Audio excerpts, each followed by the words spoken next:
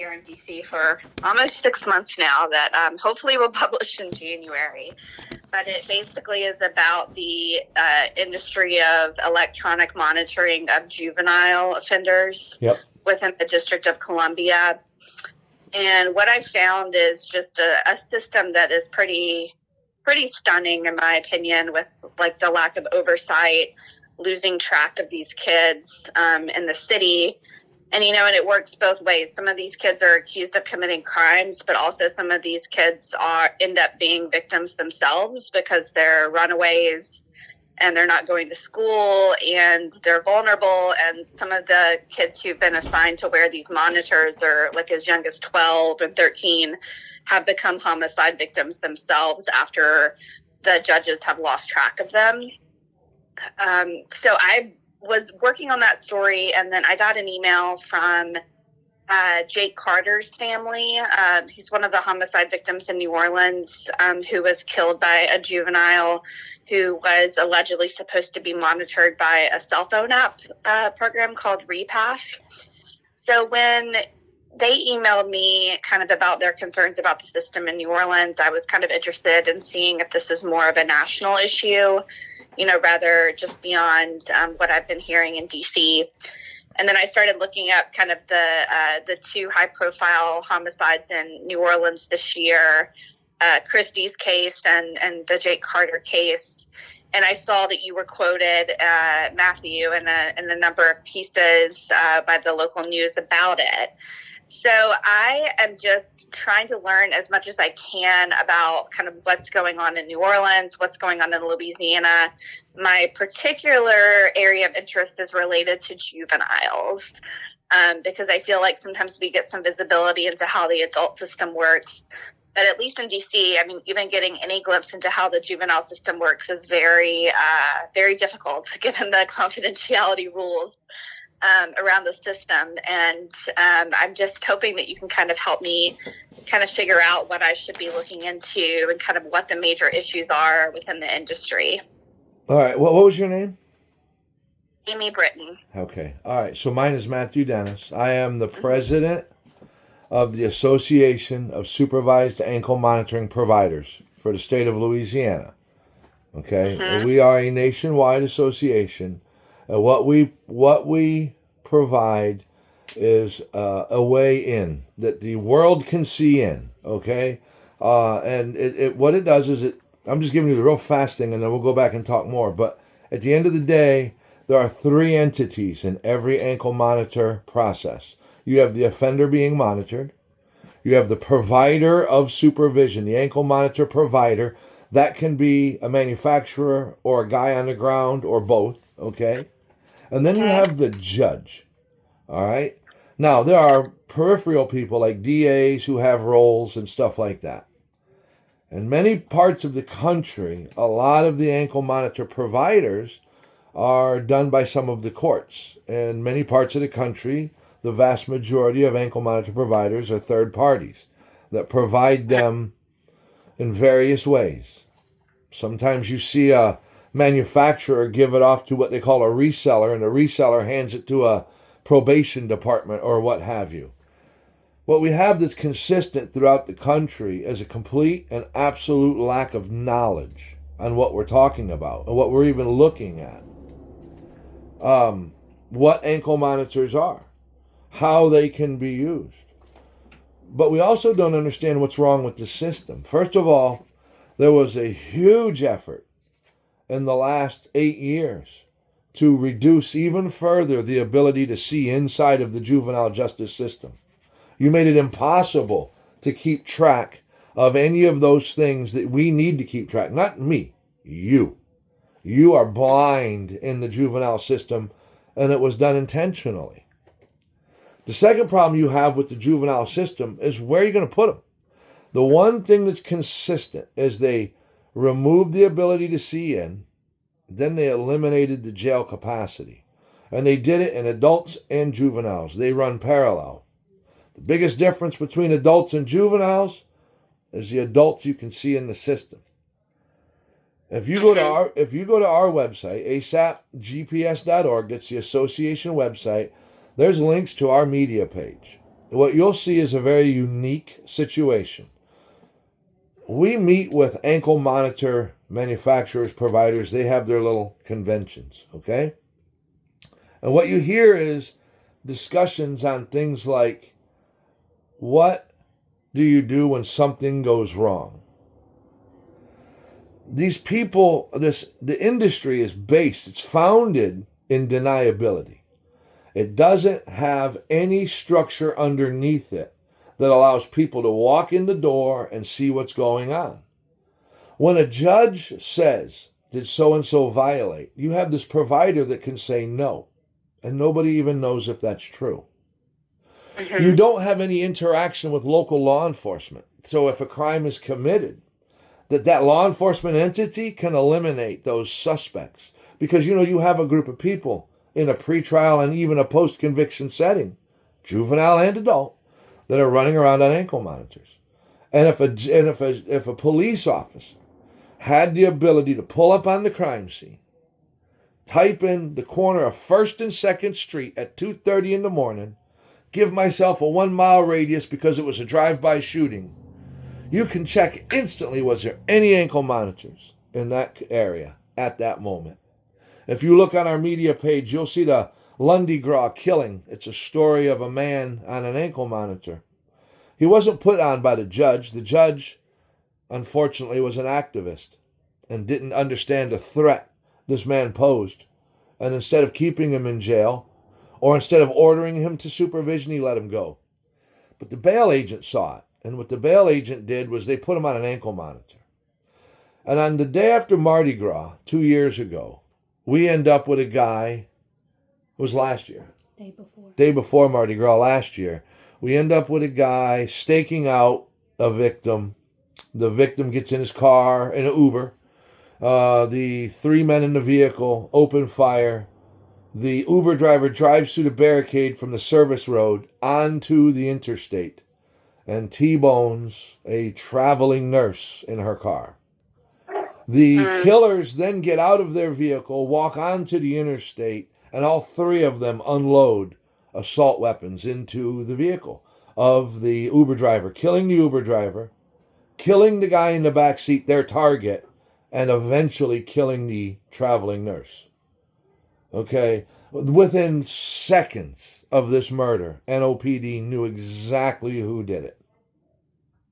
They were able to take that information, match it up to video cameras and other technology that they use, and were able to locate this guy immediately, track everywhere he went, get him, get his weapon, get the rest of the evidence that they needed. We just had a killing 2 weeks ago in our city the same way. A man on ankle monitor that is not following the judge's order. You see, our program does something different. It actually arrests people, okay? So when a person is ordered to stay away from a victim or to charge his device or not tamper with it, and if they do any of those things, we can arrest them right away, okay? And what we do is we use the bail agent's arrest powers. In Louisiana, the bail agent has an ability to arrest a person who's out on bond, okay?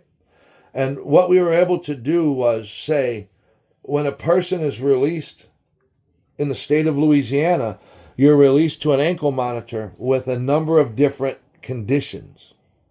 If a judge says home incarceration, no exceptions. If you leave your house, a violation report goes to the judge. This is juveniles and adults, just so you understand. I'm not talking about one or the other. It's both. The judge immediately gets that, okay?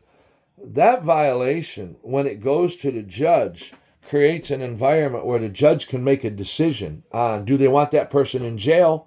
Do they want them to come to court? Because nobody really wants to put the guy in jail and make him pay a whole bunch of money and go through all of that mess to get back out. But he does have to follow the judge's order, and the only reason he's on an ankle monitor is because his history and charges actually suggest he should be in jail. But because they only have a very tiny, tiny jail in New Orleans, they have nowhere to put this guy.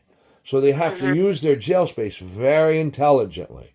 So you have a situation in ankle monitoring where no judges understand how it works. no police understand how it works. In D.C., like everywhere else, you have stripped away all of the jail space. You have judges who unfortunately believe the offender is the victim.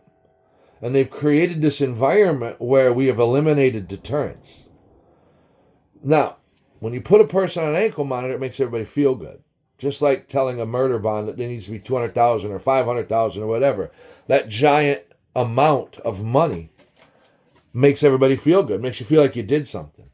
But in the vast majority of the jurisdictions across our country, what we have is a $100,000 bond and the guy gets released on his own, maybe even into an ankle monitor.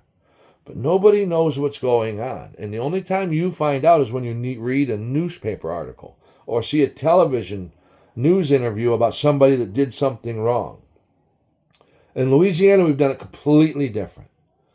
And I'm going to give you a little brief, and then Jill will talk to you. Jill is actually the person who worked in Baton Rouge to pass what is Act 746, which was an ankle monitor reform bill. It is the strictest in the country. It's the only one in the country that includes the ability to charge and arrest the provider of ankle monitoring for not doing their job.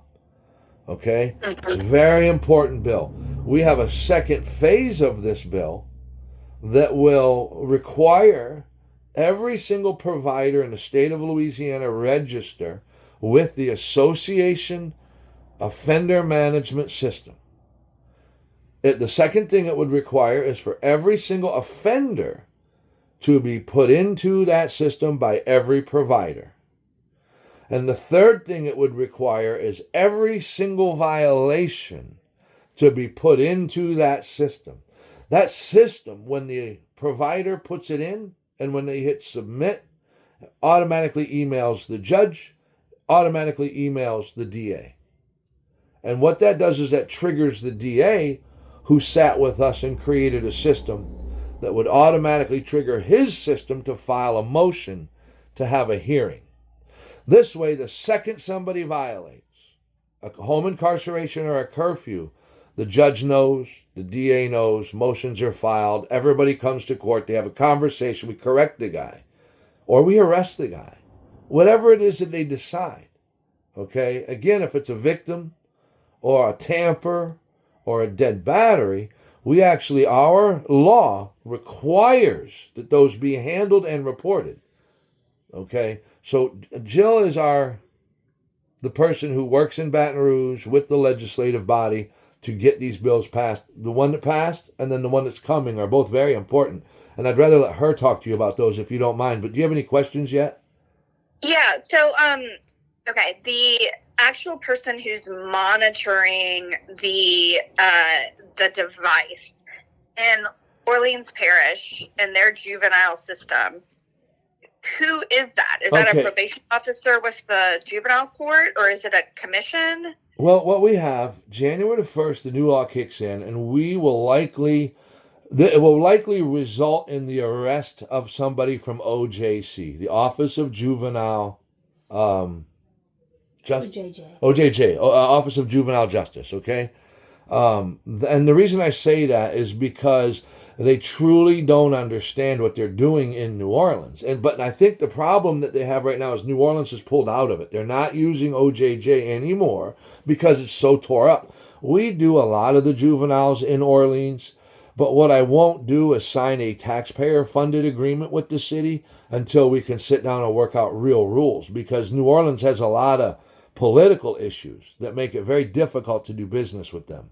Okay? And some people don't like to go out of business because the city doesn't pay you, stuff like that.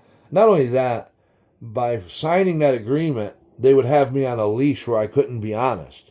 And unfortunately, in the city of New Orleans, just like the city of D.C., just so you understand, the whatever you want to call D.C., and every other place, they're not really trying to answer the problem because it's too difficult. There's a lot of answers, but they can't do them. What are they going to do, build a jail back? What they really need to do is use their jail space wisely, use the digital jail wisely, make sure that we filter the people in and out of the jail and into the digital process. But to do that, The judges must respond. You can't send 127 reports to a judge and the judge ignore you. And here's the problem. I can't talk to you about a juvenile. I can't come to you and give you those reports like I can an adult. So in New Orleans, we have to wait for a killing. When a killing happens, everything gets fed to us. All law enforcement from the feds on down feed it to us so we can get it out. And it exposes it here. Like I said, there's a ton of media on our page where you can, it's a unique story because it's a true depiction of a working process. You can see what's truly broken. The murder that was caused, 2 weeks ago in the city was caused by a judge. A perfectly working supervision program and a perfectly working process. The guy on probation. And there was a lot of signs that the judge should have done something, but unfortunately, because he doesn't have that mindset, he waited and someone got killed. But the good thing is he immediately went into fixing it. Now he's cleared up every problem in his court, as have most of the other judges. So it works. Unfortunately, if I can't speak honestly, I can't fix it. Because the judges, if they have an ability to shut me off, and I speak the truth about a bad judge, you understand the problem that you have? So in D.C., a lot of the problems you suffer from is a complete lack of understanding how this equipment works, a complete lack of desire by the manufacturers or the providers to teach you, a complete lack of these providers because they make a ton of money and they don't want people coming off. Okay? I'm going to leave you with this on my part. When I took over the city of New Orleans ankle monitor process in 2014, after a terrible inspector general report and the murder of a pizza delivery driver by 2 juveniles, mind you, that were running free for over a week. The sheriff had a series of situations where people had escaped on him and the bail agents went and got them because they're responsible for them. And I was approached by the sheriff to take over because of my, I was an avionics tech in the Navy. I did GPS and stuff in the Navy.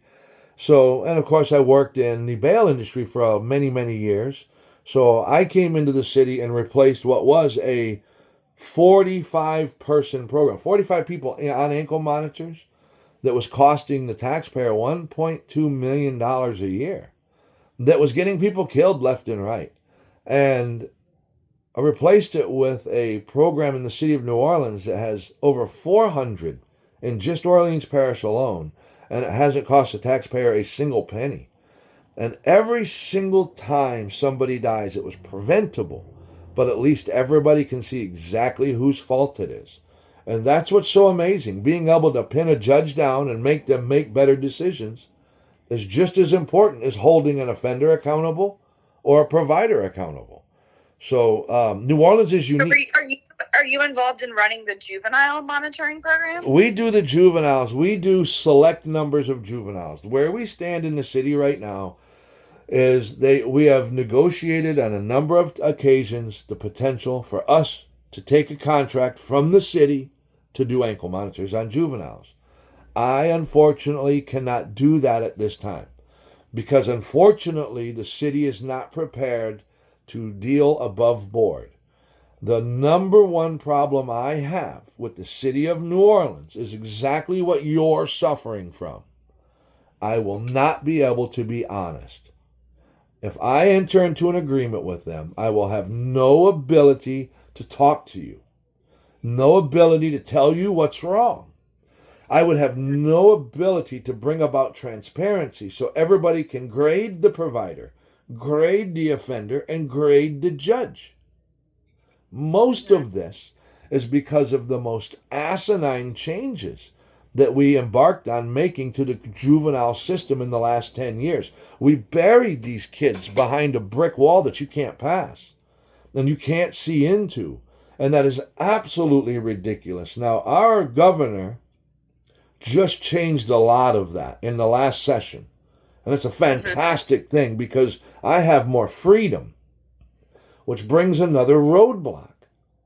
The second I have full freedom, the juvenile court panics because they know what's next.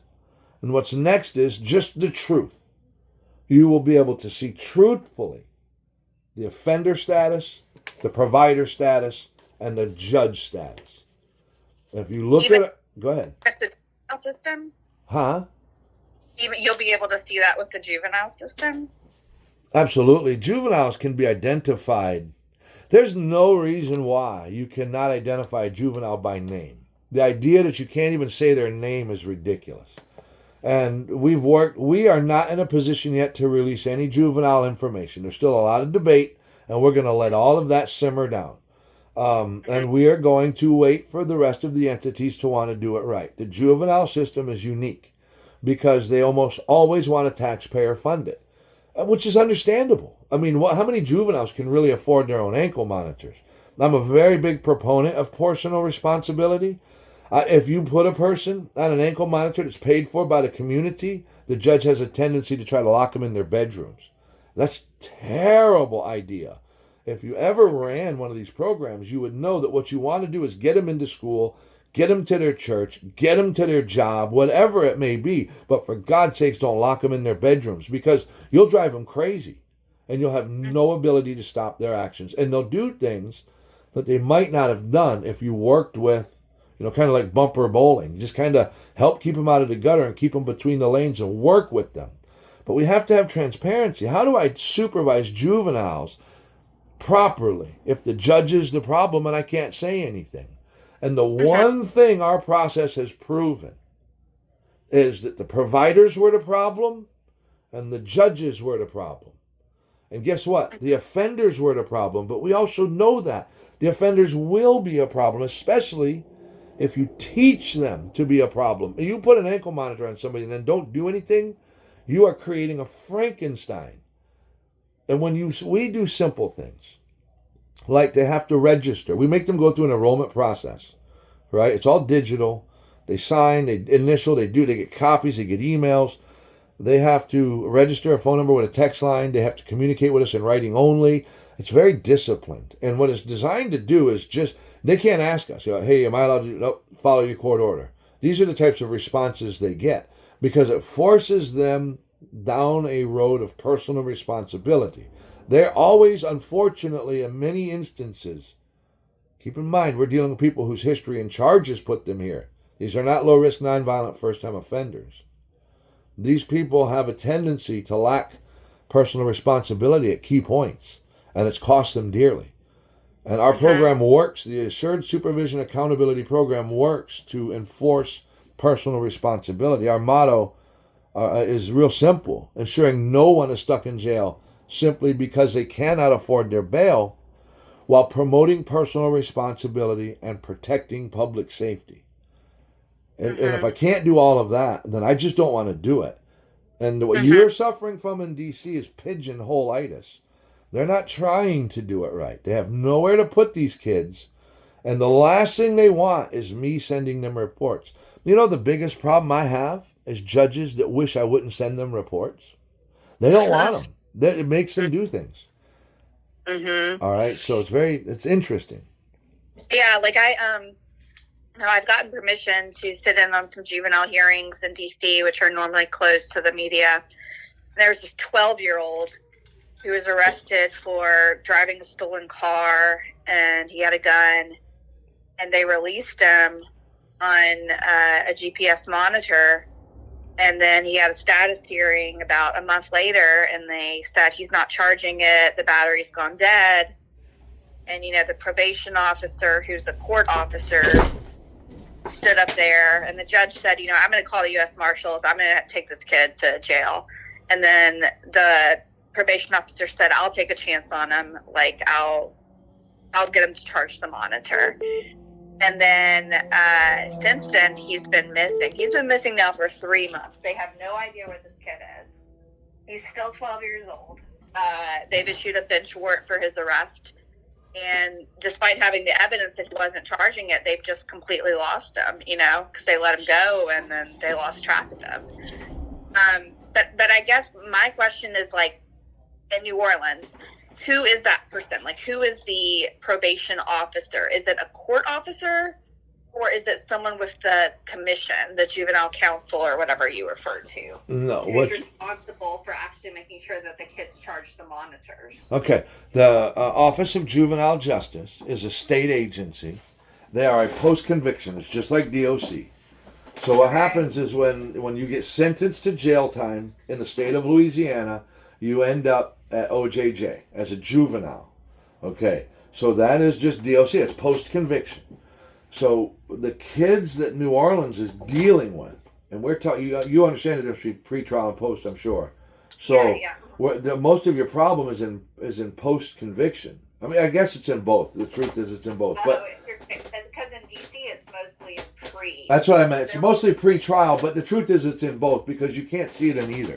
Now, what they've done in New Orleans is they have asked the post-conviction side of justice to provide the pre-conviction side of Orleans with electronic monitoring equipment. What Office of Juvenile Justice did was made New Orleans sign a statement understanding that they were not going to live track this equipment. Okay, they were not going to supervise it. They were just going to send you every 30-day notice. And what this means is nobody's watching anybody. The kids are just running around. We had a murder. We exposed it. The reason we exposed it is because the police on the scene call us, and they give us what we need. And we deal with it. Okay, I say the police. I say the entities on the scene, because it could be marshals, it could be anybody, because we have to expose this stuff. And what happened was at the time they were using a program called BI. They were a Colorado ankle monitor manufacturer. And they just provide the ankle monitors to OJJ, Office of Juvenile Justice. Office of Juvenile Justice handed them to the city of New Orleans. They put them on and nobody watched them. They did, however, get 30-day reports and they put them in the damn record, which allowed people to see them. And what happened was they got burned. So they came up with this magical idea. We have a very, very silly juvenile judge that came up with this idea that they would use apps. Okay? And what happened was, I'm not exactly sure where he thinks that's common sense. There's no understanding of what it takes to supervise in that decision. And it was no doubt it would end up the way it was. Okay? We did a huge special with WDSU Channel 6 at the time this was transpiring. And he just kept pushing because he's an activist judge who's allowed to hide behind an iron curtain. What's it? Which one's he? He's not. He's Clint Smith? No, it's not Clint. It's Darrensburg. Judge Darrensburg. And look, I'm not afraid to say that out loud. I say it out loud. He's terrible. He is responsible for death because of his choices. Period. Okay. So the Office of Juvenile Justice then says to New Orleans, look, we can't give you these BI devices anymore because BI don't want to get sued. Okay? So they go this Repath crap. And Repath is stupid. Repath, the best way to use Repath is to use it for the victim side of these things. You can marry that app to a device and say, stay away from it. And it gives that person with that app the ability to kind of alert. They can get us, they can get 911. A lot of times getting us is safer because we're faster. Okay? So that's, Repath is not designed for what they did. It's crazy that they did it. It's crazy that Repath tried to do it, and of course they went out of business, so it became irrelevant. But look who they got killed. They're still in business. Repath. Repath folded up shop and opened up as a different process. The process that Orleans was using, they shut down, and actually nobody even told anybody. For a period of time, the city of New Orleans was operating thinking kids were on apps that weren't being monitored at all. Because they weren't even getting 30-day notices because Repath shut down and just disappeared. Number went bad. How did that happen? Nobody knows because of the iron curtain that was put in place. Okay? And what we were able to do now is the city of New Orleans, we're kind of at a stalemate. Okay? I've spoke with Helena Moreno, which is our president of our council, and Oliver Thomas, which is our chair of our criminal justice committee. And unfortunately, Helena is now moved into run for mayor mode. So she's going to end up shelving a lot of this. She wants it to be part of her administration. So, and because I won't budge, I will not budge. I want you to understand something. Let's go to your 13-year-old kid. You ready? 13-year-old kid gets released on ankle monitor, and he starts violating right away. Our recommendation is always to make him release on a bond, a small. We don't need giant. We're not trying to make bail bondsmen rich, but The bail bond has powers. It has an arrest power. And when you get jammed up, that judge said, I'm going to call the marshals. In New Orleans, they call us. And we work through the bail agent. We license our team with the state under the state regulations for licensing. So they have arrest powers. If the judge simply places a little $100 bond, nothing, it doesn't have to be, it's not about the money. Make sure it's as low as possible. What you have done is instituted an arrest power. The second that young man's violating in the way that the judge wants me to grab him, I go grab him. Irregardless of what the probation officer wants. The probation officer says, dear God, I love you. Because they don't want this problem. Okay? They're not trying to get involved in arresting people every single day. They have huge amounts of people. Anytime they can put it off on a third party, they love it. What you end up with is a wonderful deterrent system that works very, very well. And in New Orleans, you can see it working. When we had our latest killing, it caused all of the judges to change. Now, all of a sudden, every one of them are reading their reports without fail. The murders that took place in the previous years caused NOPD to start doing proximity reporting, caused the DA to build and marry our system into his system to create automated motions filing. Every single time something's wrong, something comes in to fix it. We find a new way to turn another corner. I will help the city of New Orleans with their juveniles the second they want to do it the right way. I'm not saying put these kids on bonds. What I'm saying is establish arrest powers where needed. Absolutely allow me to transparently supervise these people. We don't need their names. We can use docket numbers. Okay, we can protect the identity of the juvenile at any level they want, but you must be able to see this. If you can't inspect this, how's it going to be right? You know why it's broken in D.C.? Because you can't look at it. Yeah. I mean, also, we don't have a bond system here. So, I get that. I get that. Yeah. Not only that, but you suffer from the multi-wave. You have the wave of locking down juvenile info, turning the accused into the victim. You have the wave of tearing down the jails, calling the jails racist and unfair. You have the wave of electing activist judges, calling the system racist and unfair. You have the wave of eliminating the bail agent, calling it racist and unfair. It's silliness. You have completely dismantled deterrence. You have completely dismantled transparency. There's nowhere to put them. And what's happening is you're seeing this nationwide blowback because you're trying to pigeonhole these people to ankle monitors. And that's not going to work because you're teaching people they can get away with murder on ankle monitors. But I'll tell you what you can't do in Louisiana. You ain't doing it here. Because we passed a law. And we have a set of legislative bills that have been introduced that are going into this next session to go one level farther. And I promise you, we will put ankle monitor providers in jail in Louisiana. And we will absolutely expose bad judges. And we will absolutely create a wonderful, right between the jail and right between perfect freedom alternative to incarceration. You don't want to just let these people go. You need to understand who we have on ankle monitor. Same with you, by the way. Adults and juveniles. Murder, carjacking, rape, you name it. Armed robbery. And this is not, it's not even purse snatching. That's like low-level stuff. Okay? You have the same problem that everybody has, but New Orleans and the state of Louisiana has solved it. So it's not, this isn't, we have solved it. Where is the only glitch? In the juvenile system. But we're fixing that. We're fixing that with this next round of legislation. I'm going to introduce you to Jill. She is our legislative representative. She's dealing with our attorney general and our governor every day. I deal more on the local level. And she can really talk to you about the laws of Louisiana and what's been done. We're very unique, and the rest of the country will very, very soon follow our lead because this is the answer. Mm-hmm. Okay, so this is Jill. She'll take over, if you don't mind. Hi, Jill. Hey, how are you? So what I wanted to do first is I just wanted to give you a line of some actual cases. In our juvenile system, we had a child left in a car while the parent went into a store. The car was stolen.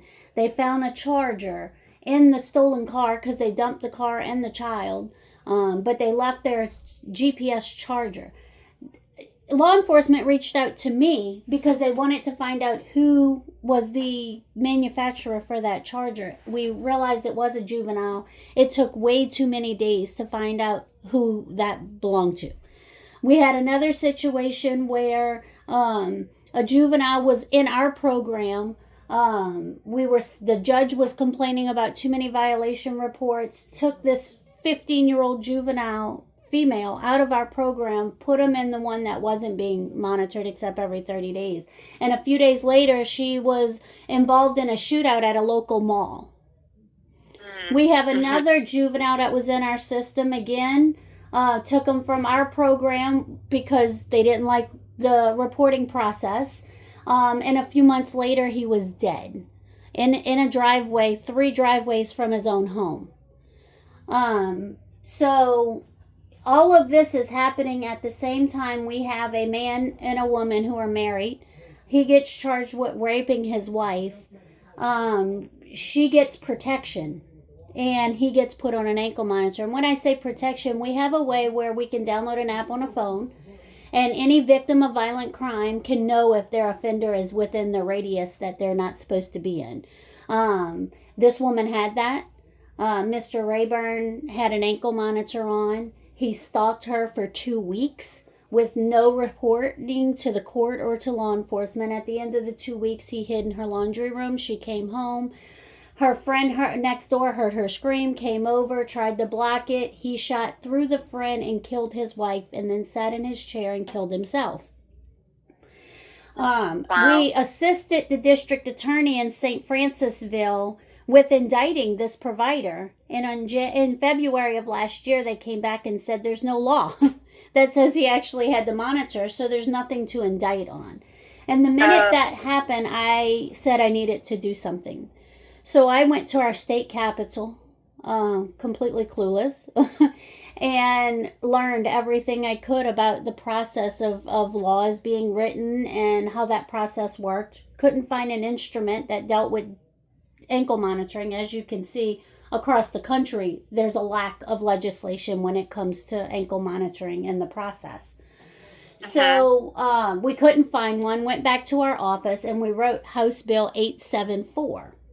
House Bill 874 did a couple of things that was very important to what we were doing, and I actually just wrote them out the other day, so I'm about to pull it up real quick because one of the senators asked me to outline it for her.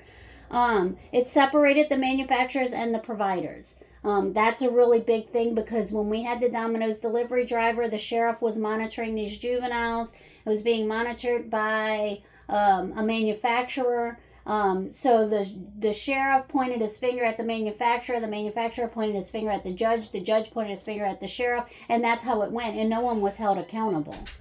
So this, when you separate the manufacturer and who's actually providing the service of supervision, it allows the removal of the deniability. It legislated that the manufacturers must send alerts to the provider in a required time frame. And what that means is that equipment has to work in a certain way. You can no longer go on Amazon because right now across our country, which is totally asinine, in most states, in most jurisdictions, you can go online, buy an ankle monitor, show up at a jail with that ankle monitor, put it on an offender, and that offender can leave. They can let it die, cut it off, or kill a victim, and that provider is not held accountable. And to me, that's asinine. So this is saying that this equipment has to work where if there's a strap tamper, it sends an alert within 3 minutes. If there's a victim violation, within 4 minutes, letting the offender and the provider know when an ankle monitor battery is low before it depletes the battery, and communication losses. So those alerts have a certain time frame that they have to alert the provider so the provider can react. It requires the court to enter who that provider is into the docket. It makes the reporter list monitored individuals to the court in a monthly report and file annual reports of their services and what they offer. It requires providers report violations to the court and the bondsman within 1 day after receiving a violation of a strap tamper, exclusion zone, loss of battery, or loss of communication. That 1 day allows the provider, they can't just sit and wait a day and then do it. They have to have a full report to the court saying what happened, what did they do to fix it, was it a violation, all of these things. Now, while this legislation was actually getting approved, there was another piece of legislation that went through that made tampering with electronic monitoring a felony that required jail time.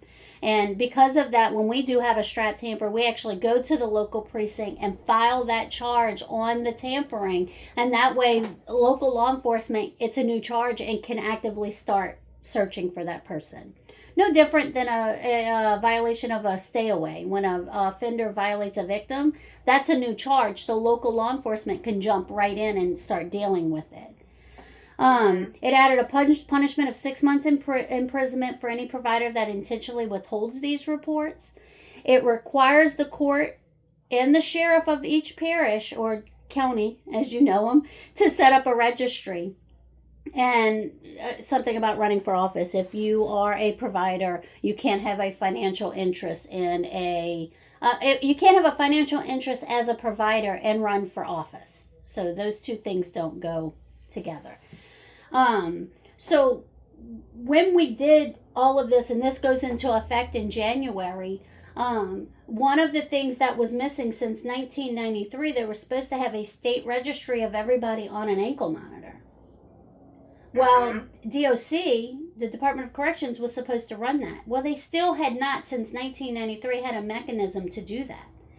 So when Miss Rayburn was killed by her husband, the Times-Picayune put out a release of information to all 64 parishes in Louisiana, and only 6 could respond. And that release of information simply asked how many people are being monitored and who's monitoring them. And only 6 jurisdictions out of 64 could respond. And to me, that is dangerous. If you want to know why people, and again, Matt was saying, we don't have low-level offenders on ankle monitors. The people that we are monitoring are rape, home invasions, armed robberies, murders, manslaughter. I mean, these are the ones, when we first started in the industry, it was a lot of domestics. And a lot of DWIs, a lot of people on drugs trying to keep them off the street, keep them home. Now it is literally a public safety issue. Mm-hmm. So how do you think it became that way? Like, why was there such a shift in who these monitors were deemed to be appropriate for? Because bail reform across our country shrunk the size of our jails. In the city of New Orleans, we went from 7,000 beds to 1,200 beds. Mm-hmm. In a city that you have 300 murders a year, over 300 murders a year, we have 1,200 beds in our jail. So where do you put them? And at this point, the Louisiana Digital Jail is an amazing place. It is a place to house people. It leaves room for people that need to be in the jail. However, we have to make sure that we're not continuing this wild, wild west GPS mentality. Because what I see is I'll see someone come out of the jail on an ankle monitor and think it's this old toolkit that's always been used and try to violate. And then they realize they can't. And the judges, the good judges that are really are wanting accountability and responsibility and public safety, they assist us by saying, wait, you had 2 violations of your curfew. You're coming to court tomorrow. I want to know what's going on. And it's not lock them up and throw away the key. It's, why are you violating? Well, I have to work. Oh, you're going to work and home? Okay, I'm going to give you the exception of going to work and home. And now we make sure that person goes straight to work and straight home. Again, it's still a spectrum, because I have one girl who went and get her nails done. She had life needs, and that's an exception. We reported it, and the judge said, that's okay, she can get her nails done. I have another guy that stopped at his mom's house for 2 minutes to drop off a key a year and a half ago, and he's still pre-trial waiting in jail. Because the judge said it's a murder charge. Nobody said, I told you don't go anywhere, and you went to your mother's house to drop off a key. I don't care if it was 2 minutes. You should be in jail. And she put him in jail. So there's such a large spectrum of how a judge reacts to someone. But they have to react. As long as we can see that they're reacting. What I have done since the bill was signed by the governor is I have systematically went through parishes trying to train people on what was going on.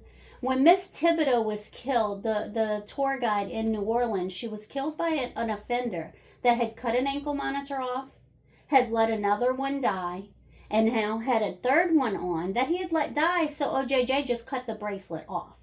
It was not even tracking. Not because of the offender, because OJJ just turned it off because it wasn't tracking anyway because he let it die. That is what happened to Miss Thibodeau.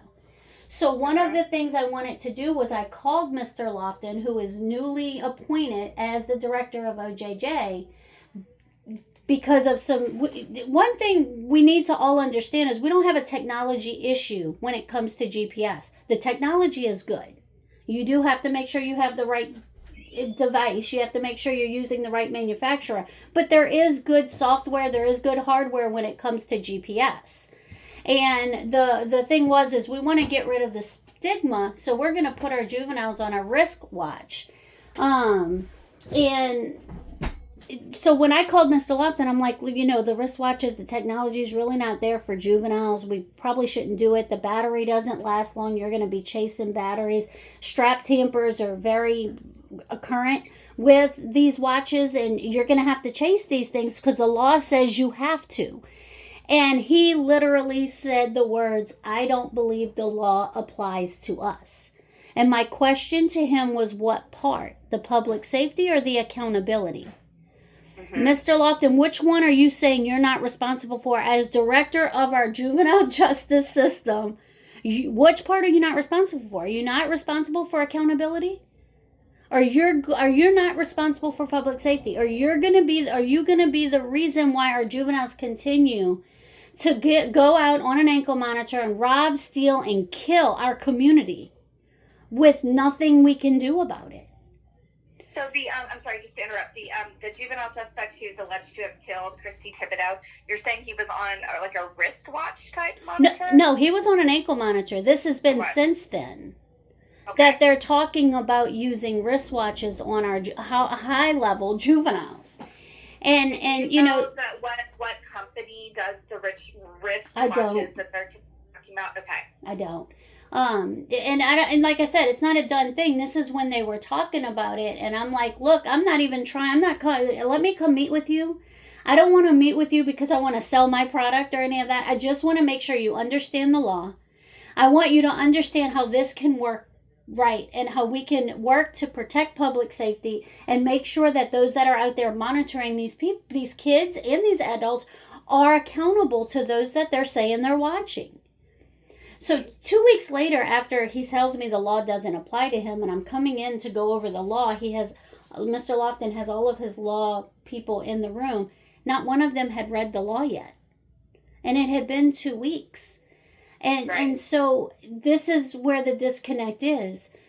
When we built out the database in this registry that allows law enforcement should be able to see these juveniles.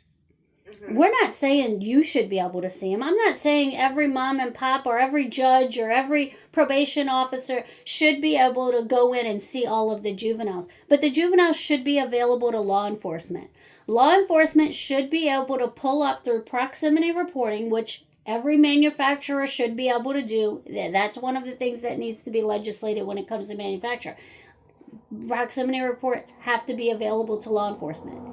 Put in an address of where a crime was committed, hit and see if anybody on an ankle monitor was at that location. From there, whatever legalities they need. Well, in the adults, they don't need anything. They should be able to contact that provider and say, hey, John Doe showed up at this murder. I need access to him. Right? And then get full access. It's what happened with Tyree Quinn. Tyree Quinn, NOPD knew within 30 minutes, probably within closer than that, I know of a 30-minute, that it was him. They had him in custody quickly. Nicholas Morano, and I don't know if you've looked at this case. This is a guy wearing an ankle monitor, had over 40 violations. Went in broad daylight, 12 o'clock noon, went into the French Quarter on the corner of Iberville and Royal Street and shot 4 people, killing 1. He left the French Quarter, went home, dropped some people off that was in the car, the 2 other people that are still wanted, and got in the car and drove. NOPD had him within 30 minutes of him killing that woman and shooting those other 3 people. Why? Not because they called me as the provider of that ankle monitor, but because they were logged in, they did a proximity, they saw it was him, they were tracking him, and they knew where he was. And they got him off the street. They know the tracks of the other 2 suspects. I mean, they have been able to get so much information. The first murder in Louisiana, in New Orleans this year was Eddie Rodrigue. Eddie Rodrigue was wearing an ankle monitor. We received a strap tamper. We worked the strap tamper as we do everything else. When we retrieved the device, it was in a duffel bag. They took the phone out. It had an unlocked phone, a few things in the duffel bag that didn't make sense. 1 shoe, paperwork for his court date, things like that.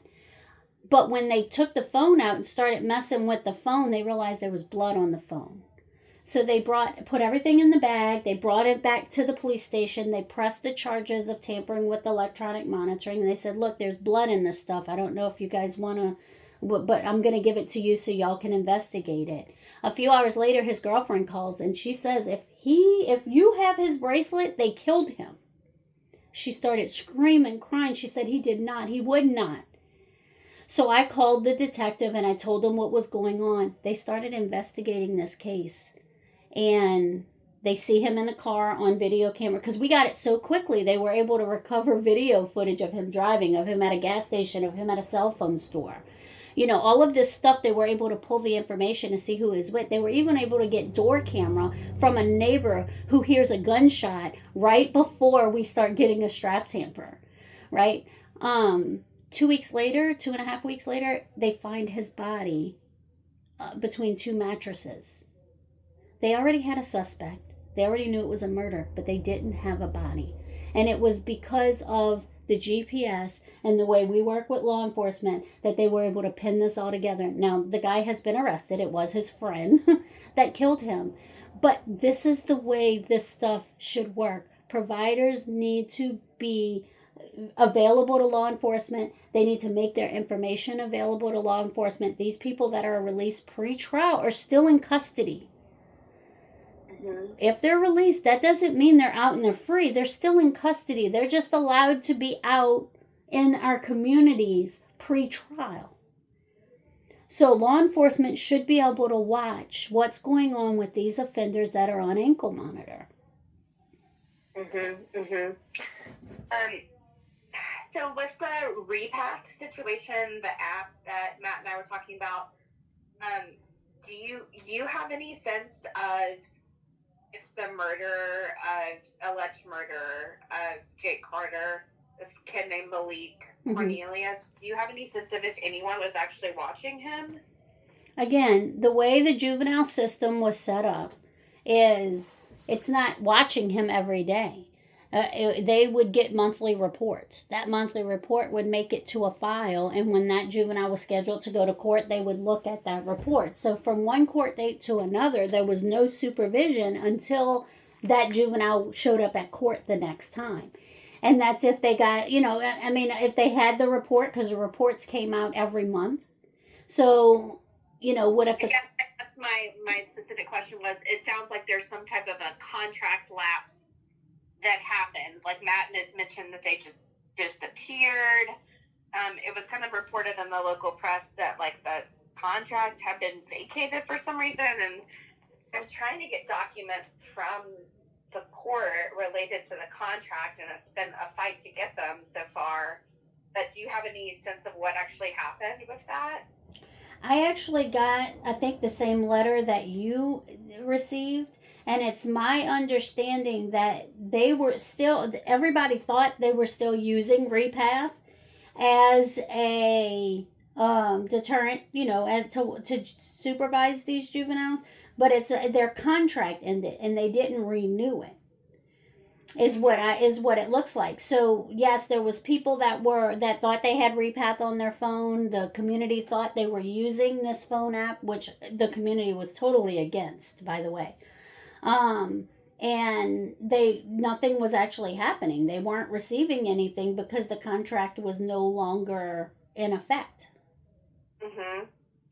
And the provider that was operating the monitor that this Kevin Nunes suspect was wearing with the Christy Thibodeau murder, it was reported that was a provider called EMP. Are you familiar with them? Well, what that is it's the juvenile system that's using it. It's not an actual provider. It's actually done. What they're using is devices that are supposed to be post-conviction devices for OJJ. And New Orleans somehow got some of those devices, and they were being installed by a juvenile division in our Algiers area, which is part of New Orleans. It's on the outskirts of the city. But all of those bracelets are being paid for through OJJ. And all of those bracelets, the contract stated that they would send in monthly reports of any violation that a juvenile may have. So if they violate it today, they got the report yesterday, and a juvenile violated today, in the next 30 days, no one would know until the next 30-day cycle of reports going out. Do you think if I requested those monthly reports, they would have to give them to me, or do you think they would block it? It's hard right now in New Orleans. There is such an iron curtain between the community and the juveniles. I'm actually the vice president of the Louisiana Victim Action Network, and we're actually looking at our victim laws, because even victims of these crimes are not getting the right representation. Victims of violent crimes are the ones nobody's checking in on either. There's no checks and balances when it comes to the victims. They're not being offered the protection that is available, which is crazy. And I mean, I've had horror stories where the victims don't know about deadlines, and juveniles. I have a really good friend. Her son was a victim of a violent crime. Noah Hanser, Tata Say, and Matute Cruz, who is a juvenile, by the way, on an ankle, we believe was on an ankle monitor, but we still haven't been able to find that out. Her son was walking back from the lakefront, and they tried to arm rob him, and they shot him, and now he's forever in a wheelchair. They were supposed to prosecute Cruz Matute as an adult. The paperwork got put in too late, and so it was denied. So now he's as a juvenile. We've had other situations where victims would walk out of their house, and the rapist who lived next door somehow got their sentence commuted in his home, and no one notified the victim. So there's all of these things that we really need to do, especially with these juveniles that are running around. The victims should be able to be alerted if a juvenile was in their vicinity that has already violated them. But yeah, in the city of New Orleans, and I think all across the country, the iron curtain is there.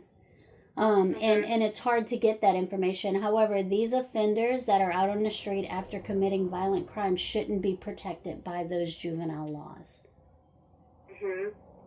It sounds like you and Matt have like some decent law enforcement contacts that you work with. I mean, we've worked hard to make sure. What we did in our city and in the jurisdictions that we work in is we made it a priority to schedule and go in and train all law enforcement on how to do proximity reporting, to train all law enforcement on how the GPS process works, how to look at dots, how to investigate crimes, how to know. We did a subpoena deuces take-em that we could send out. That way, district attorney's offices knew what to ask for when asking a provider of GPS for information, because that's a big problem. If you don't know what to ask me as a provider, I can send you anything to make me look clean, right? So we went around to every jurisdiction and train them on how to read the reports, what they're looking at, making sure they got all the data. We had a situation, it was one juvenile and 3 adults, where an actual murder played out on Instagram, where one of the offenders said, my ankle monitor's not dead today, I'm gonna let it die tomorrow. Don't worry, my ankle monitoring people cool, and I'll go steal the switch. So these 3 offenders winded up letting their 2 of them on ankle monitor, letting their ankle monitors die. One went steal a switch. One went steal a car, and this was in Baton Rouge, and it's called the Waffle House shooting. And they drove it into a Waffle House, not into the Waffle House, into the parking lot, and killed somebody while on ankle monitor. Went back home and plugged it back in. But their ankle monitor was dead during that, so they, it's hard to prove that they were there. So all of this stuff and training, get them to make sure. Now, when the district attorney called us and said, this is what I got, I need help, I don't know how to read this data, we had to resend a subpoena to get the right information sent, because what the provider sent made no sense and it didn't tell a story. So we were able to get all of the information that we wanted and needed, and we were able to show exactly what happened in that whole process. And we taught that district attorney on how to do it. He has a stack of files of people on ankle monitor that committed crimes that he was slowly able to get down and get people convicted because of what was going on. However, there was no teeth to go after the providers. So that stack also, while he's getting it down, was rising because he still had the problem with the provider. And that goes away in the state of Louisiana in January. Because this you're talking about is Jason Williams? No, this was in Baton Rouge. Okay. Yeah. How do you view DA Williams? Because I know he's spoken out some about this issue. I have actually a conversation with his office, not him directly, but his press person later today. Like, what do you think I should ask him? Where does he stand in all this? Very proactive right at this moment. What we have going right now in the city of New Orleans, because of what happened with these 40 violations and this lady being killed in the French Quarter, what we have right now is when there is a violation, the DA's office will automatically file a motion for a hearing to determine if we need to revoke or if we need to fix conditions. Whatever it is, they're going to discuss the violation the day they get it. He is very proactive. In the minute he found out that we had this database, he called me. His office called me and said, hey, I want you to train my ADAs. I want them to be able to go in. We were having one issue where we were sending I would get a list of ADAs, but I don't know if you know how the courts work. ADAs move around courtrooms. So I would get a list of ADAs, this ADA's in this section, and that's where I would send the violation reports. Well, now that ADA's in another section, so it wasn't going to them correctly. So we worked together to actually set up DA emails for each section. And now, no matter who's in Section A, they can pull up those violations that went to that email. We went a step further, and now they all have access to the actual system. They don't even have to wait for an email. They can put in the offender's name and see all of their violation reports right there in the system. It is the most comprehensive GPS filing of violations in the country. It is where even you right now, if you went to asapgps.org and you clicked on I'm sorry, I want to read it right to you. And you clicked on, let me get back to my home screen here. Nope. Click on Public Media Resources and then Orleans Parish Violations. You get this little pie graph that shows you every section of court and how many violation reports they received. If you click on any of those numbers, it pulls up a list. And this is a public view. Everybody can see this because all it gives is name, date of birth. It doesn't give you can't open the report and see location information or any of that. all you see, and you can actually click on the name and put it in alphabetical order by name, and you will see all, and just by the way, the ones with no violation report date, where that date is empty, that means we received an alert, but it didn't actually have, it wasn't actually a violation. Okay. Okay, so we received an alert, we checked it, it was a drift, or he went to work and home, so it wasn't a violation. But all of these other ones are violation reports that are being sent to the court. And as you can see, there's one, this Donnie Burns has quite a bit, right? So that those are just, and I'm looking at section K. I don't know which one you're looking at, but looking through these, you can see, not only can you see where there are some problems and what the problems are, as far as what judges are at issue, but you can also see that these things are being handled, and it'll allow you to see real time when things are being handled. Because our docket, Orleans Parish probably has one of the better dockets in our state too. So if you're looking for an offender and you want to know what happens, it's typically updated real time. But if it's not in there right when it's happening, it's in there within a few hours. Their docket master is amazing. You can follow a case, an adult case, from start to finish and know everything that is going on in that case. I was actually having some issues with it, but I was getting referred to the Sheriff's Department website. Yes. So you go to the opcso.org. Oh, hold on.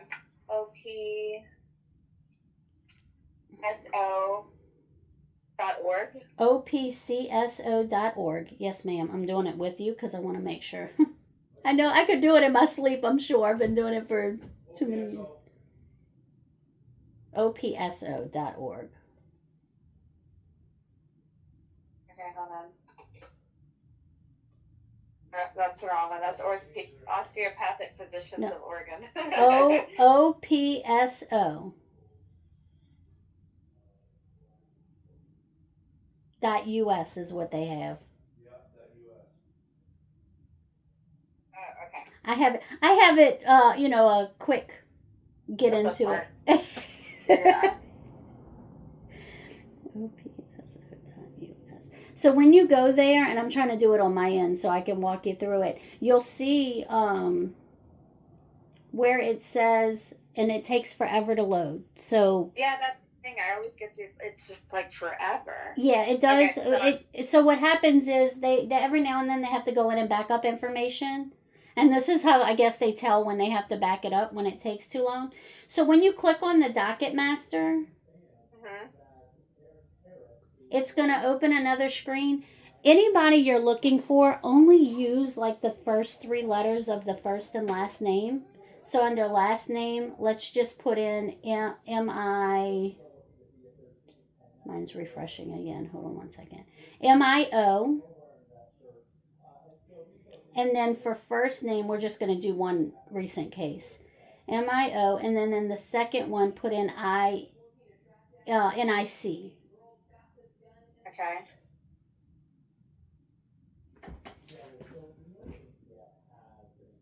Mine keeps doing stupid crap. Let's see. And you're looking for Nicholas Marana. Hold on. Oh, I'm sorry. Don't put in anything else. Go down to the bottom and under the verification, put in that code. Yeah. Hold on. How to go back? Yep.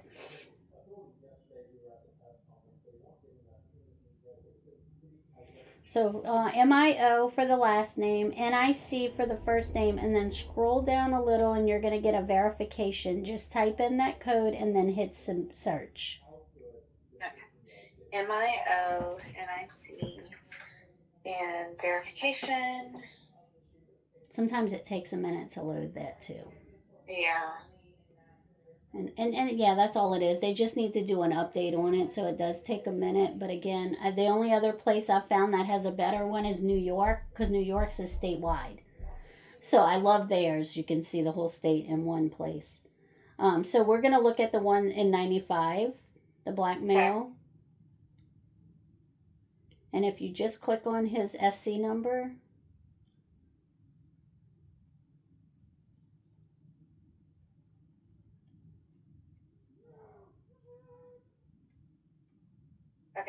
So now what you're looking at is his history. This is his full history. And you're looking at MAG. That's when pretrial. That's before the DA accepts the charge. While it's in screening, it's in MAG court. And it stays in MAG court for, I think it's they have 180 days to accept the charge. So in that 180 days, they can either accept it, and once it gets accepted, it gets allotted into a jurisdiction, into a division of court. Sorry. So his case, the 470 case, if you click on that one under the case number, it's 5584. Yes, section I. That's the judge. And then it'll open, and now you're going to see all of his charges. You're going to see exactly what happened at each court date. You're going to see on January 10th, he was sentenced to wear an ankle monitor, and just everything that happens each day. I guess what's frustrating to me is that, like in DC, in our docket system, you're able to actually click and get PDFs of like a Gerstein affidavit. So what the police have written has happened. You're able to see like the actual documents, and I don't see any way to look at like the PDFs of the actual documents. No, in Orleans, you got to go into the clerk's office and ask for the file. Okay. Yeah. So you can get it. It's just you have to go into like there's two different rooms. So if it's a before the DA accepts it in magistrate court, you go to one room, and then if it's accepted, you go in a different room, and then they just pull a file and let you look through the whole file. Okay. But yeah, so that's not available. But again, this is one of the fastest ways to know what's going on in a case. And they actually closed this case because they revoked him, and now he's sentenced to do his sentence in this case. This isn't even the murder case. The murder case is probably not even accepted yet or allotted yet. I'm going to try this Kevin Nunes to see what it says for him. He's the juvenile, charged as an adult in the Christy Thibodeau case. Let me see. So again, just do the first three letters of each name and then the verification code and hit submit. Okay. So I mean, and like I said, I'm sure this is an issue across our state. And I'm all for, if this is a problem with limited jail space, then build a jail. I'm all for that. If that's what we need to do. However, right now, especially in our area, and I'm afraid it's all across our country, the only space we have available is in the digital jails. Mm-hmm. However, there's no legislation that, I mean, I know in some areas they got a handle on it and they know what they're doing, but as a whole, our country is wild, wild west GPS. As a whole, we have people out there that they're using ankle monitors as deterrents, but they're not deterring anything. It's not until after the fact. In most places, you have people out there in ankle monitor committing crimes, getting caught. And then if they're lucky, they can go backwards and see they committed these other 5 things. Mm-hmm. And that's a problem. Because they're tracking these people. They know everywhere they've been as long as they are doing their responsibility and really supervising. And I'm afraid the only way we're going to be able to do that is if we legislate it. And not legislate it to where we set a bunch of rules, because I think that's what it is. There's a bunch of rules anywhere, but nowhere in their rules does it say if you don't follow these rules, this is what happens. And in the state of Louisiana, starting in January, if you don't follow the rules as a provider of ankle monitor, you go to jail. You pay a fine, and you get kicked out from doing GPS in the state of Louisiana for 5 years. It sounds like most of the work you do is in Louisiana, but I guess Matt said the organization is national. Like, what else? What do you guys do nationally? Well, we have been asked And right now we have not started yet. We have been asked to go into Montana and help to pass legislation similar to that in Louisiana. And What's happening? What's happening there? it's the same thing all across this country. It's the same thing everywhere. That there is no accountability. In most of our states, you have a bail process that is, I don't want to say undermined, but it's unvalued in the way it should be. Because the bail process is a process that everybody's been able to focus on this money bail thing, but what they forget about is the benefits of the bail process. The fact that people are released every day and they are being supervised by a bail agency all the way to the point of arrest. If they don't show up in court, that's the insurance part of it. It's like insurance for the court. They don't show up at court, the bondsman goes get them, or they pay the bond. That's what everybody focuses on.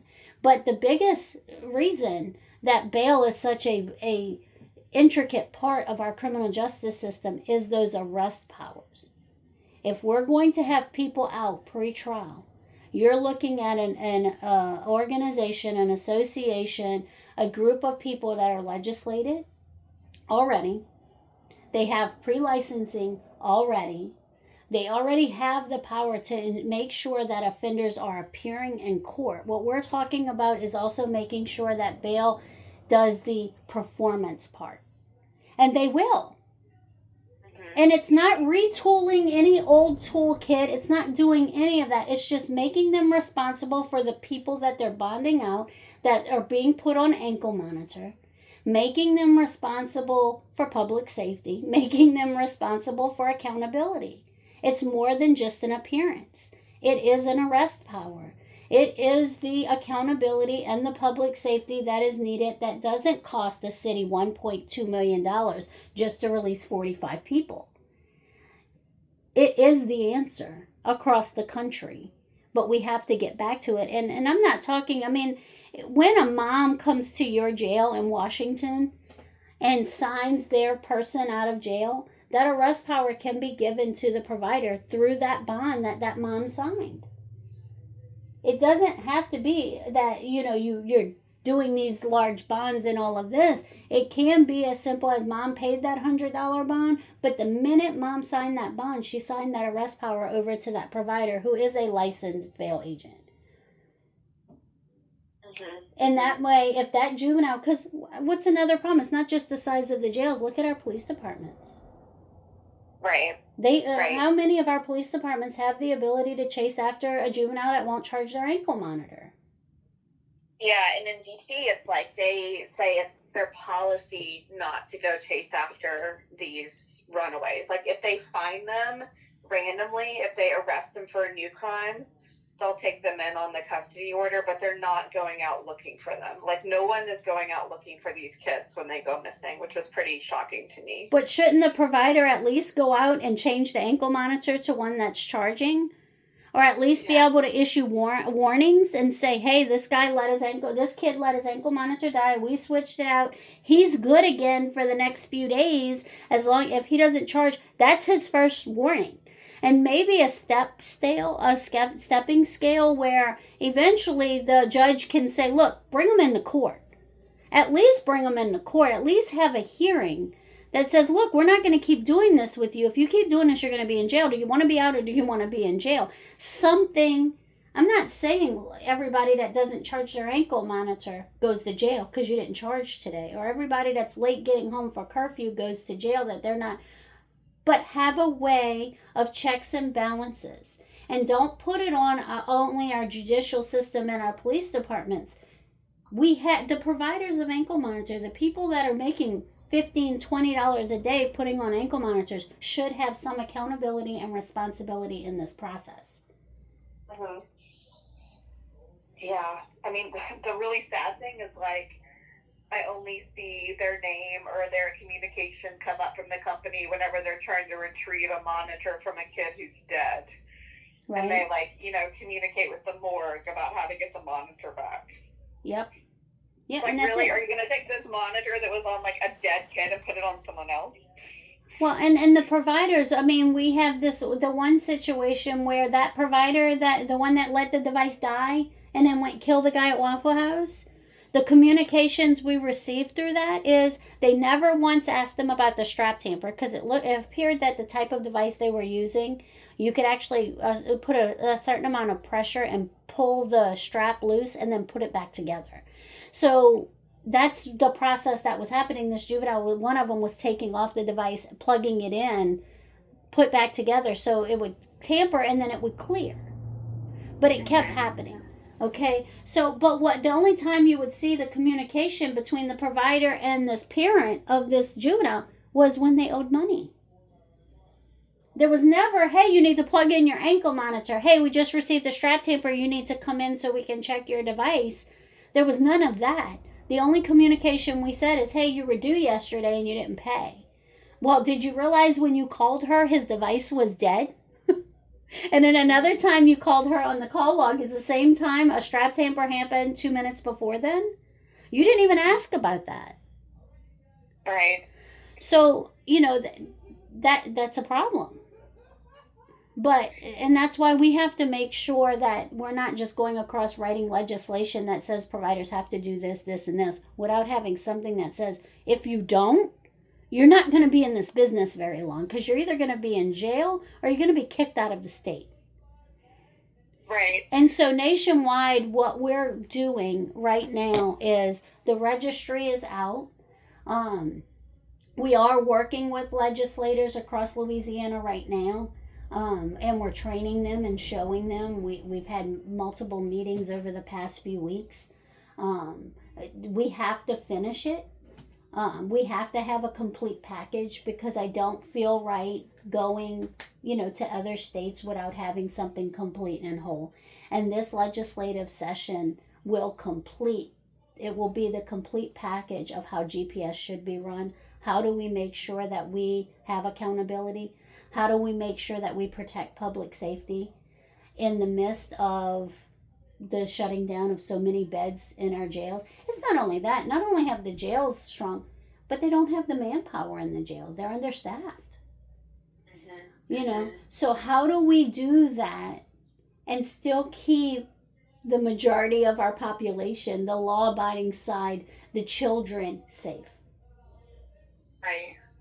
And that's what we want to make sure. So yes, we have this legislation. In fact, Troy Cotter, he's a U.S. Senator, representative in Washington for Louisiana. He is very versed in what's going on here. He has sent everything that we do.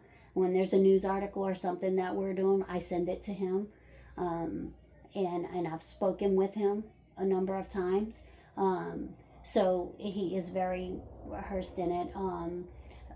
Tim Kerner is the House representative that actually authored our bill, and he's actually authoring the new one.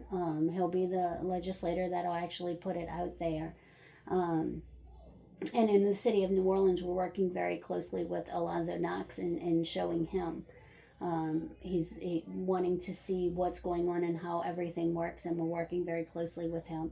So we're just, like I said, trying to make sure that all the I's are dotted and the T's are crossed, making sure that the process of GPS is done in a way where the focus is, regardless of if it's juvenile or an adult, where the focus is on accountability and public safety, and making sure that we do both of those. Well, I appreciate you spending so much time with me. I actually have a meeting to run to in like a couple minutes, but I would appreciate any more help that you're willing to offer. Like, do you have like materials that you feel like would be useful for me to read, or other recommendations of people that I should reach out to? Let me see. Hold on one second. Okay. This story in DC probably won't come out until January, and the one in New Orleans probably won't come out until February or March, maybe. So I have time. Okay. So ASAP GPS has a media page. There's also asaprelease.org, and there's 3 media pages that go way back. and if you go to the YouTube channel, there's even more. So when you go to those videos, just go to the YouTube channel. I mean, we started in front of City Hall, when there was some problems with bail reform. So it goes way back, years and years of videos of us fighting exactly this for accountability and public safety. So if you go and look at that, that would be some good videos to watch, and it'll probably give you some names, and there's some juvenile reports on there. And there's one time where it was a big juvenile issue in New Orleans, and we went out with our community and demand that they remove the Iron Curtain. That's in there. So yeah, there's a lot of material there. And yeah, you have my email. So if you have any questions and you want to just email me, or you have my cell number, you can just call me. Okay, great. Yeah, I'll take a look at that. And I will get back to you. I know the holidays are coming up, but I'm definitely going to be working on this for the next couple of months. So I would appreciate, it sounds like you guys are just like a wealth of knowledge and information. So especially as I learn more, I would just appreciate any guidance that you're willing to give me. Yes, ma'am.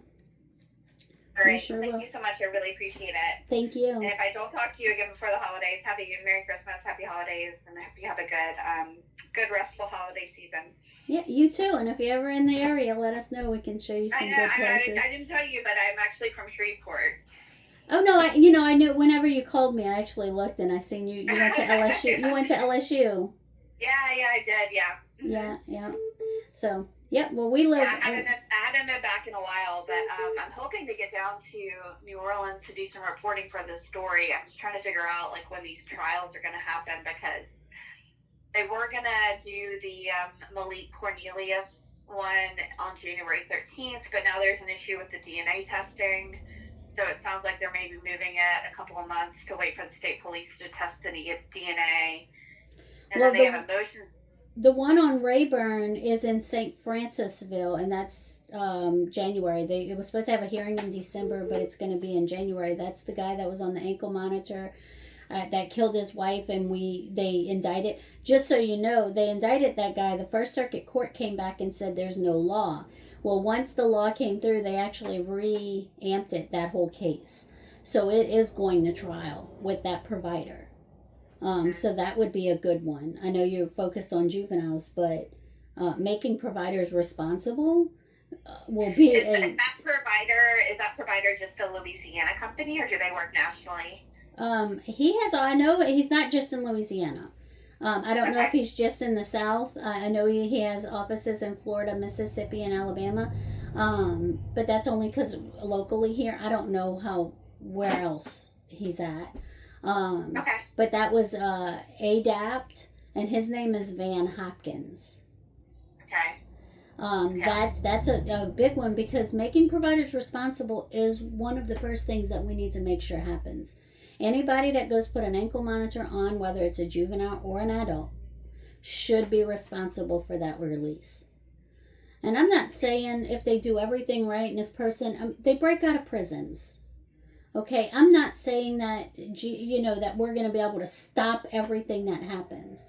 But right now it happens and you don't even know who did it, and the person was wearing an ankle monitor. I have a story of a guy on Mardi Gras, same year Mr. Tyree Quinn killed the Uber driver and the nurse and the witness to another crime that was in the back seat. That was the 3 people that were killed. 2 others were injured. That same day, a man committed a murder in Lafayette. Matthew Allen is his name. There was a murder that happened in Lafayette. A month and a half later, he got arrested in another parish, another county, Baton Rouge, and he was wearing an ankle monitor.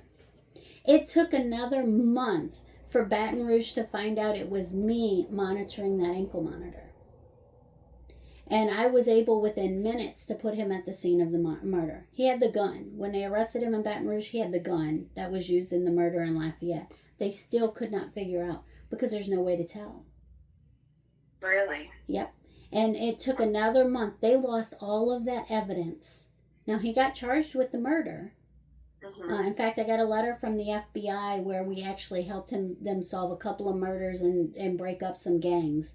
And Matthew Allen is one of the murders we helped with. But it took so long for law enforcement. Do you know the amount of evidence they lost by not having that tracking of that GPS? The crime cameras, the light cameras, gas station cameras, anywhere these people would have stopped, they would have been able to know it wasn't just Matthew Allen. There was other people involved. They know that, but they don't know who because they can't get the data. It took too long. A registry would have answered that. I've had situations where someone's having a stroke in a hospital, and the only people they know to call is me. And I can't tell. I don't know who the provider is because anybody could be a provider right now. There's no registry. But it took us 45 minutes to find out who was monitoring that bracelet, another 30 minutes for them to show up in the hospital. Do you know what happens to a stroke victim when they don't get treatment? For over an hour and 15 minutes? Yeah. You know, that's a problem. Or you have a guy pull up in front of a girl's house, he's wearing an ankle monitor and kidnap the kid. And they're calling the police and they know he's on an ankle monitor, but they don't know who with. You know, and so they're calling around to all of these providers to find out who it is because the docket doesn't say it, the judge doesn't know. You know, there's no registry. The judge is like, I ordered them on ankle monitor. I don't know who put them on. I don't know how y'all do it in Washington. Does the courts actually do it themselves? Yeah, so there's a court, there's an agency. It's actually, because it's so weird, because it's a federally funded district, the only person that oversees the agency is U.S. Congress, right? It's like the city government doesn't have any authority over it. So there's like a basement level office in the courthouse where the defendants go to get outfitted with it before they leave the courthouse. But who actually supervises it? The court officers, they're court probation officers that work for this agency. Okay. And the company is that they use right now is BI. Yeah. They were using STOP, Satellite Tracking of People LLC. Yeah, I'm going to tell you, BI is not the best equipment. That's the equipment that you could actually pull the strap out and put it back in. It'll cause a strap tamper, but you put it back in and it clears the tamper. There are better devices out there. There's better technology out there than BI. We actually tried wristwatches already. And it's not something that I believe that I would want, because I feel responsible for the people I'm monitoring. I feel responsible for the community that the people I'm monitoring are running around. So it's not equipment that I would use for the offenders I'm monitoring, only because it's not the best, and I want to only use the best. There is better equipment. I think it's a pay thing. Everybody wants to pay the cheapest amount, but you get what you pay for. Right. All right, Jill, I have to run. I'm sorry. No, you're good. I will definitely be in touch when I get through some more of the videos and the materials. And in the meantime, if you think of anything that you think I need to see, please email it to me. I will. And if you're ever in the area and you want to actually come in and see the operation, please do. Give me a call. We'll make it available to you. Oh, I'd love that. Yeah, I'll keep you posted. I definitely want to come down in January sometime. Okay. Thank you. All right. Thank you. Bye-bye.